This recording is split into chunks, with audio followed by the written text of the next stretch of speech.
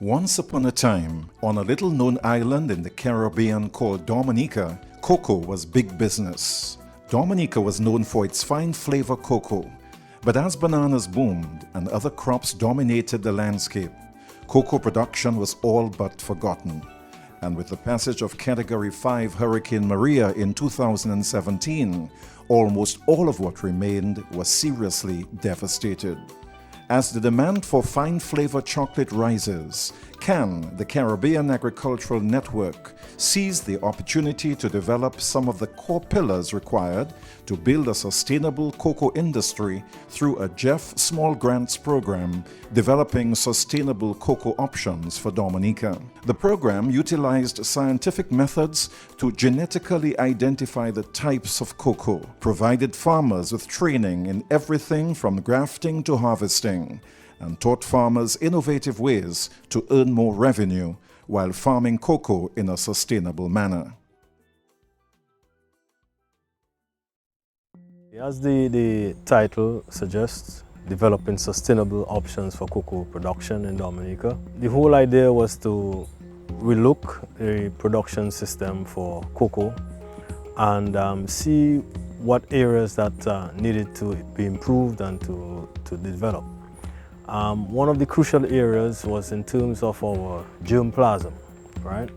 What are the types of cocoa we have in Dominica, and specifically those with very good traits for chocolate making and for processing and so on. One of the first order of business was to try to identify those clones and to be definitive about them, and that involved collecting samples from across the country and have them analyzed and so on.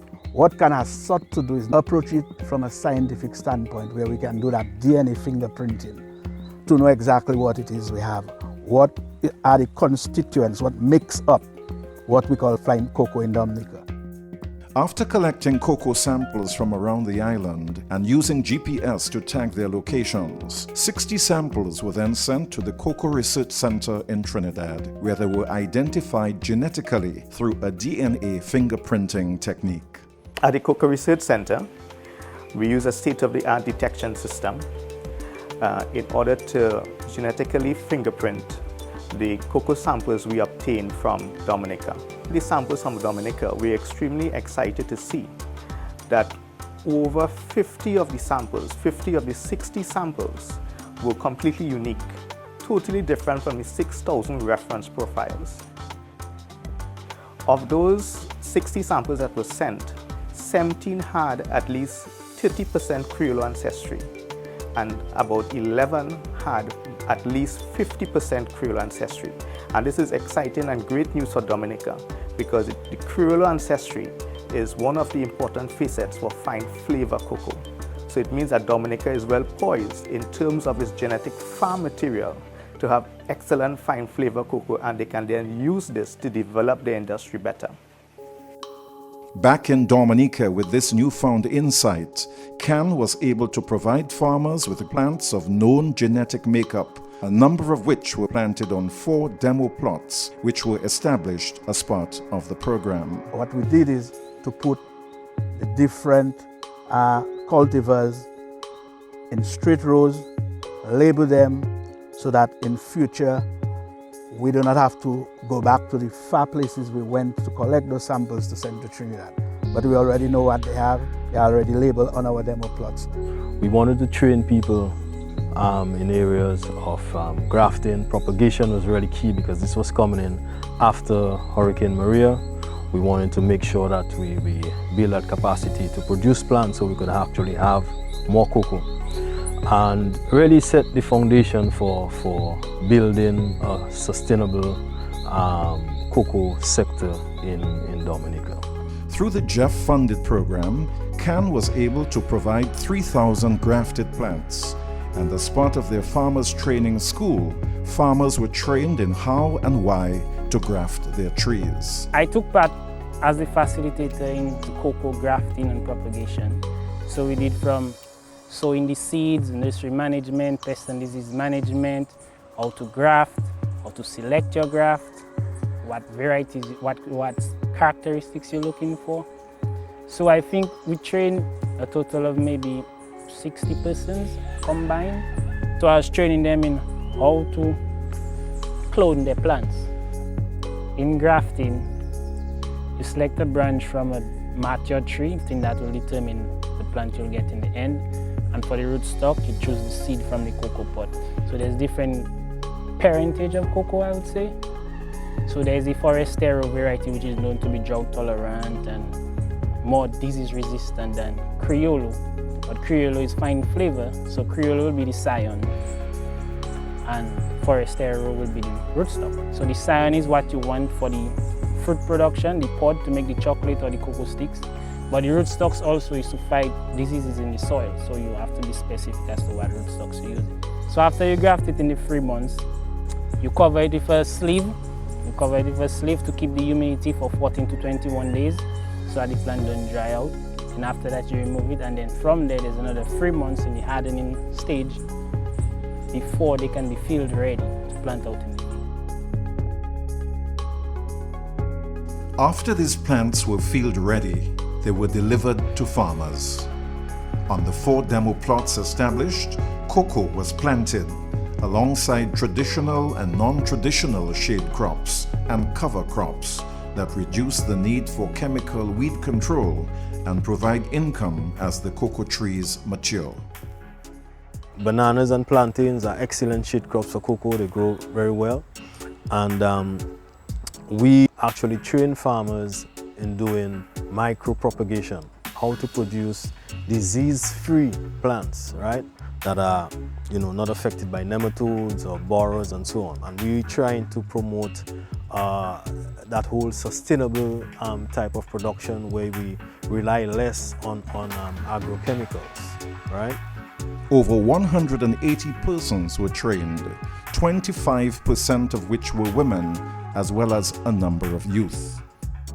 Well, we plant some bananas first, and then after those cocoa, we had really plant those cocoa, and then after we plant some more bananas because of the shading for them. First time I heard about the program, I was interested because I also wanted to start off with my personal farm too.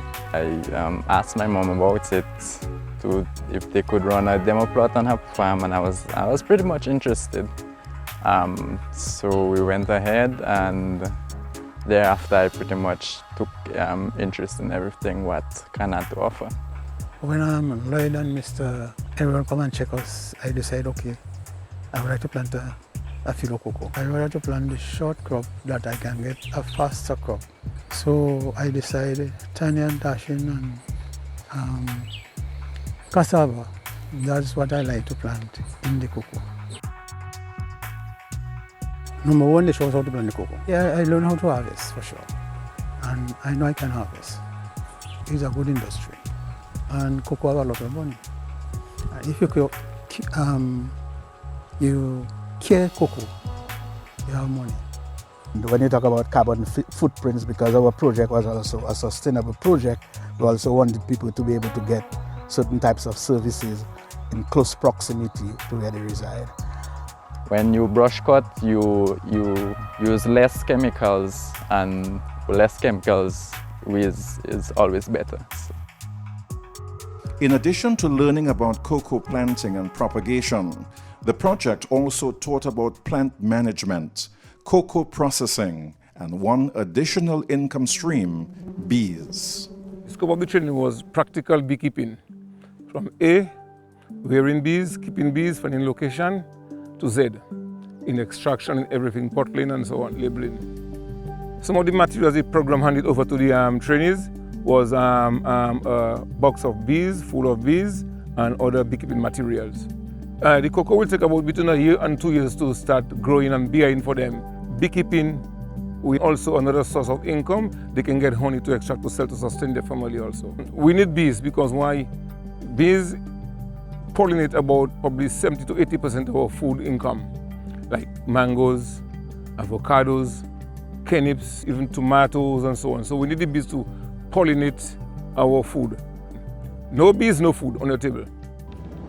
Through Can's holistic and sustainable approach to cocoa production in Dominica, the hope is that Dominica can cash in on this growing industry. This project by CAN, we see it as an important initiative to begin to look at what we really have, what is the value of what we have, to document it, catalog it, and so that the country itself can benefit from this billion-dollar industry that is existing worldwide. Compared to bulk cocoa, which sells at up to $3,500 per metric ton, the International Cocoa Organization estimated in 2016 that fine flavor cocoa can sell at up to $10,000 per metric ton. The demand for fine flavor cocoa is increasing, right, all over the world. And I think it places Dominica with an advantage, being that we have that resource locally. Most of the cocoa available in Dominica is fine flavor, but we actually have some of the finest flavor that you could find anywhere in the world. What we try to do in that small project is to set the foundation and to begin to let people understand that cocoa, like every other crop, is science driven, and once we understand the science of the crop and we can train people, arm them, tool them with the necessary and appropriate knowledge, then we can begin to build a strong and vibrant cocoa industry. We do not want to be just carriers of water and hewers of wood. We would like to have a cocoa industry that is such that we can do the product transformation. We can add value to cocoa. There are a range of products that you can get from cocoa.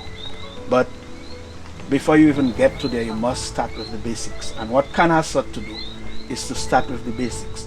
With the fundamentals in place, this little-known island of Dominica could once again return to being a cocoa haven and join the elite group of fine flavor cocoa producing countries, which could provide massive gains for the island.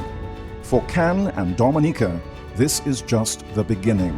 How far the industry goes is up to the people of Dominica. But for now, the future looks bright.